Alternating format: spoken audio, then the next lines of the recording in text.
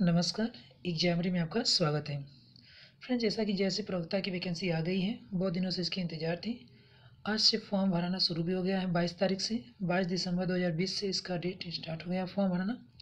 और मैं कहना चाहूँगा कि यदि आप फॉर्म भरना चाहते हैं तो जल्दी से जल्दी इस फॉर्म को आप भर दीजिए।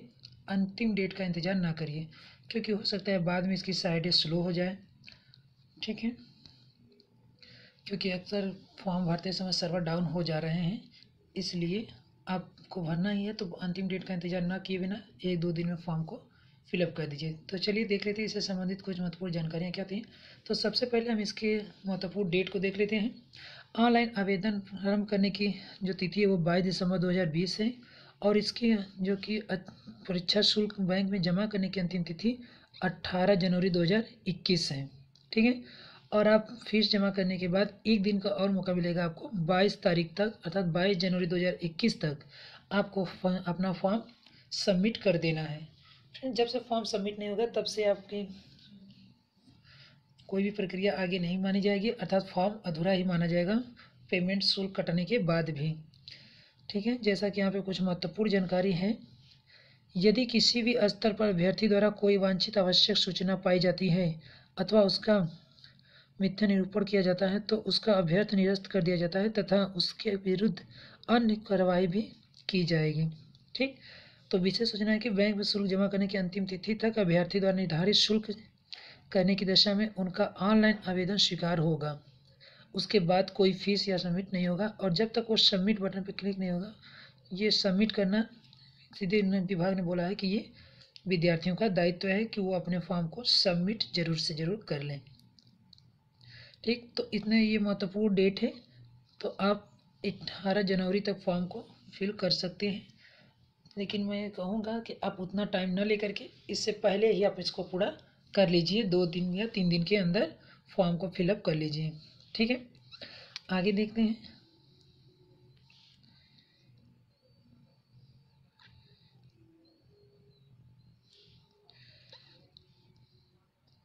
ऑनलाइन आवेदन के अभ्यर्थियों के लिए कुछ आवश्यक सूचनाएं जो है, फॉर्म जो है कि 3 चरणों में भरा जाएगा। ठीक है, पहले आप उसको देख लीजिए। पहले रजिस्ट्रेशन होगा, उसके बाद आपका फीस पेमेंट होगा, फिर उसके बाद शैक्षिक अर्हता कुछ को भरना पड़ेगा। ठीक है, तो प्रथम स्तर में आप क्लिक करके अपना भर देंगे। और आगे देख लेते हैं कि इसमें जो कि सीटों की जो संख्या आई है वो कितनी है। तो उससे पहले हम देख लेते हैं कि इसकी फ़ी पेमेंट कितना है।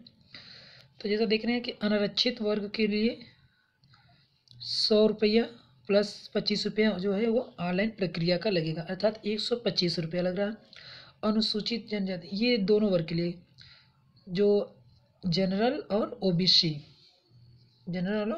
ओबीसी अन्य पिछड़ा वर्ग यानी दोनों के लिए 125 रुपया है। और अनुसूचित जाति या अनुसूचित जनजाति के लिए 40 रुपया परीक्षा शुल्क है, और प्लस 25 रुपया प्रक्रिया शुल्क, अर्थात मिला के कुल 65 रुपया है। ठीक है, अनुसूचित जनजातियों के लिए 65 रुपया है। और यहाँ देख लेते हैं, दिव्यांग के लिए कोई शुल्क नहीं है, केवल 25 रुपया प्रक्रिया शुल्क लिया जाएगा, और भूतपूर्व सैनिक के लिए 40 रुपया परीक्षा शुल्क और 25 रुपया प्रक्रिया शुल्क मिला के 65 रुपया। ठीक है, यहाँ पे देखिए, स्वतंत्रता सेनानी और महिलाओं के लिए अभी मूल श्रेणी के अनुसार उन्हें जो कि दिया जाएगा। सबमिट किए गए आवेदन में संशोधन किस तरह होगा, आप उसको बाद में कर सकते हैं। फ्रेंड्स, अपनी एक बार फॉर्म भर लेने के बाद अगर आप सबमिट कर लेते हैं तो अगर आपको बाद में पता चलता है कि नहीं, कोई चीज़ आपको गलत इन्फॉर्मेशन दे दिया गया है, तो आप उसको संशोधन करा सकते हैं। उसके लिए ईमेल आईडी और मोबाइल पे पासवर्ड जाएगा, जो उसकी प्रक्रिया होगी।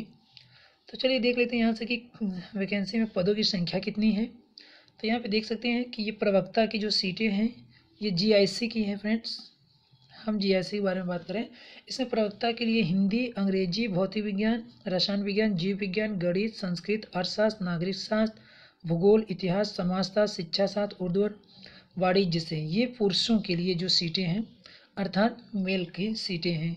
आप यहाँ से देख सकते हैं कि हिंदी के लिए कितनी सीटें हैं, 98 सीटें हैं। अंग्रेजी के लिए 100, भौतिक विज्ञान के लिए 105, रसायन विज्ञान 106, जीव विज्ञान 137, गणित के लिए 132, संस्कृत के लिए 46, अर्थशास्त्र 56, नागरिक शास्त्र 47, भूगोल 60, इतिहास के लिए 42 सीट, समाजशास्त्र के लिए 30 सीट, शिक्षा शास्त्र के लिए मात्र 1 सीट है जो कि सबसे कम है, वो भी जनरल की सीटें हैं।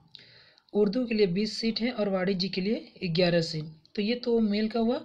और नीचे देखिए फीमेल में जो है महिला शाखा में, उसमें भी ये सीटें कुछ हैं, आप इसको यहाँ से देख लीजिएगा। ठीक है, हिंदी के लिए 21 है, अंग्रेजी के लिए 22, भौतिक विज्ञान के लिए 57, रसायन विज्ञान के लिए 59, जीव विज्ञान के लिए 91, गणित के लिए 137 सीटें हैं महिला क्षेत्र में, संस्कृत के लिए 37, अर्थशास्त्र के लिए 10, नागरिक शास्त्र के लिए 15 और भूगोल के लिए 14। ठीक है, तो फ्रेंड्स यहाँ पे देख लीजिए वाणिज्य के लिए भी महिला के लिए 1 सीट है। यहाँ इसके वेतन की बात कर लें तो यहाँ पे वेतन आप देख सकते हैं 9,000 से लेकर 34,800 है, जबकि ग्रेड पे 4800 लेवल 8 के अनुसार है। ठीक है, और आगे हम देखते हैं कि इसकी जो अर्हताएँ हैं वो क्या है, किसके लिए कितना है। ठीक है, तो ये सब्जेक्ट वाइज दिया है, आप यहाँ से देख सकते हैं कि किसके लिए कौन सी अर्हता है। और यदि आप अच्छे से देख कर ही अपना फॉर्म फिलअप करिए। अर्हताएँ इतनी अधिक हैं कि अगर मैं उसको बताना चाहूँ तो वीडियो बहुत बड़ा हो जाएगा।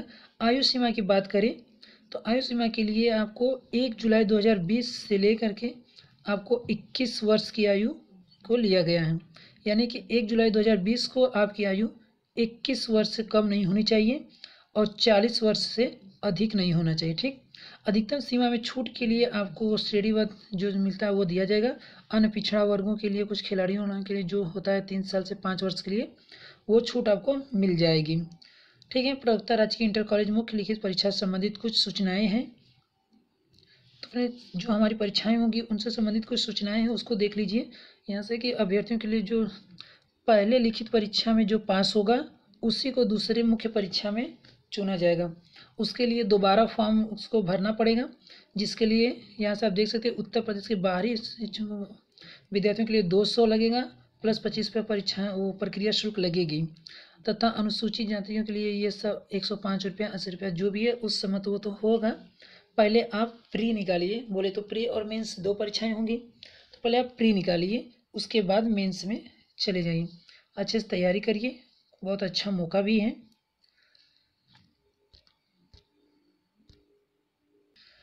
फ्रेंड्स अगर इसके परीक्षा की बात करें तो एक चीज़ ध्यान रखिएगा कि इसमें माइनस मार्किंग भी चलेगा, अर्थात नेगेटिव मार्क भी चलेगा। अगर आप किसी प्रश्न का उत्तर गलत देते हैं तो उसके लिए आपको 1/3 अर्थात 1/3 मापदंड देना पड़ेगा, अर्थात 3 क्वेश्चन गलत होने पे आपका 1 नंबर काट लिया जाएगा। ठीक है, अर्थात 1/3 माइनस मार्किंग इसका मानदंड है। तो आप क्वेश्चन उसी को लगाइए जो आपको आंसर आता हो। ठीक है, तो इस सब के बाद यहाँ पे आप देख सकते हैं कि जो मिनिमम होता है अनुसूचित जाति अनुसूचित जनजाति अभ्यर्थियों के लिए न्यूनतम दक्षता जो है वो मानदंड है वो 35% निर्धारित किया गया है। अर्थात इन श्रेणियों के अभ्यर्थी यदि 35% से कम अंक प्राप्त करते हैं तो उनका चयन श्रेणी से सम्मिलित नहीं किया जाएगा। इस प्रकार अन्य श्रेणियों के अभ्यर्थियों के लिए न्यूनतम मानद दक्षता जो है वो 40% है, यानी कि ओबीसी और जनरल के लिए 40%। यदि आप 40% से कम प्री वाले पेपर में अर्थात फर्स्ट पेपर में अगर आप 40% से कम लाते हैं तो आप मेंस के लिए नहीं सबमिट किए जाएंगे। ठीक है फ्रेंड्स, परीक्षा संबंधित कुछ नियम देख लेते हैं। जैसा कि प्रारंभिक परीक्षा, इसमें 2 परीक्षाएं होंगी आप जानते हैं। तो प्रारंभिक परीक्षा जो है उसमें सामान्य अध्ययन वैकल्पिक विषय 1 प्रश्न पत्र होगा जो वस्तुनिष्ठ व बहुविकल्पी प्रकार का होगा। इसमें प्रश्नों की संख्या 120 होगी और वैकल्पिक प्रश्न 80 होंगे और 40 प्रश्न होगा जो कुल मिलाकर के 300 अंकों का होगा। समय 2 घंटे के लिए होगा। ठीक है, 120 प्रश्नों की संख्या 2 घंटों में करना होगा, जिसमें से कि सामान्य अध्ययन के 40 प्रश्न होंगे और 80 प्रश्न होंगे आपके सब्जेक्ट वाइज होंगे। तो सामान्य अध्ययन में क्या क्या सिलेबस है उसको देख लीजिए। इसमें आपका सामान्य विज्ञान, सामान्य भारत का इतिहास, भारतीय राष्ट्रीय आंदोलन, भारतीय राजतंत्र, अर्थव्यवस्था एवं संस्कृति, भारतीय कृषि वाणिज्य व्यापार, विश्व का भूगोल तथा भारत का भूगोल एवं प्राकृतिक संसाधन, अधुनातन राष्ट्रीय एवं अंतर्राष्ट्रीय महत्वपूर्ण घटना, सामान्य बौद्धिक एवं तार्किक क्षमता।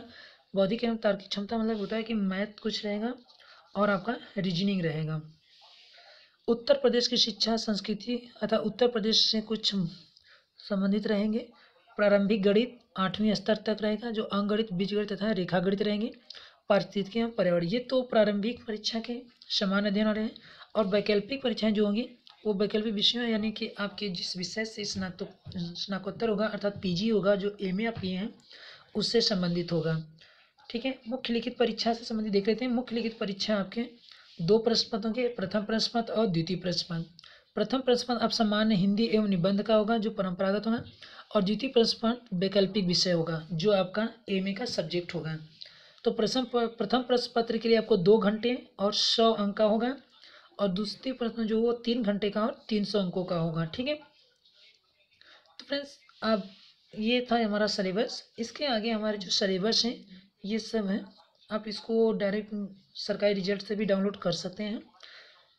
तो बहुत अच्छी मौका है फ्रेंड्स, अगर इसमें हो जाता है तो आप पढ़िए और समझ के पढ़िए, क्योंकि जो दूसरा परीक्षा हमारा होगा वो ऑप्शनली नहीं होगा, उसमें लिखने के लिए देगा, अर्थात उसको लिखना पड़ेगा।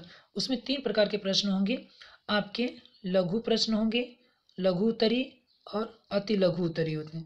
ठीक, एक होगा आपको 10 शब्दों में देने के लिए, 150 या लगभग 50 शब्दों के लिए, और एक होगा 250 से लेकर के 3 प्रकार के प्रश्न बनेंगे।